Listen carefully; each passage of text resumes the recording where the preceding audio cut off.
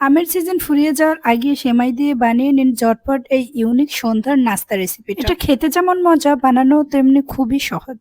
এই নাস্তা রেসিপিটার জন্য আমি এখানে বিশাল এক বাড়িফোর আম নিয়েছি। এই আমটার ওজন হবে 7 থেকে 800 গ্রাম। এই নাস্তাটা বানানোর জন্য পুরো একটা আম আমার লাগবে না, যেহেতু আমটা অনেক বড়। তাই সেমাইয়ের পরিমাণ অনুযায়ী যতটুকু আম দরকার ততটুকু আমি ব্লেন্ড করে নিব।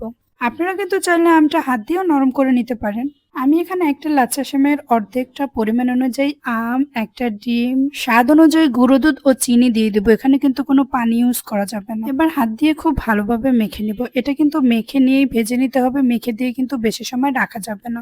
এবার আমি এখানে একটা মশলার ডিব্বার মুখা নিয়ে গোল গোল করে তৈরি করে নিব। এটা হাত দিয়েও করা যাবে, তবে হাত দিয়ে করলে শেপটা একই রকম হবে না, একটু ডিফারেন্ট হবে। তাই এটা দিয়ে করলেই ভালো লাগবে। ভাজার সময় একটু আস্তে আস্তে সময় নিয়ে ভেজে নিতে হবে, একটু লাল লাল করে, যাতে দেখতে লোভনীয় লাগে। ব্যাস রেডি হয়ে গেল ঝটপটে সন্ধ্যার নাস্তা। আজকের মতো টাটা।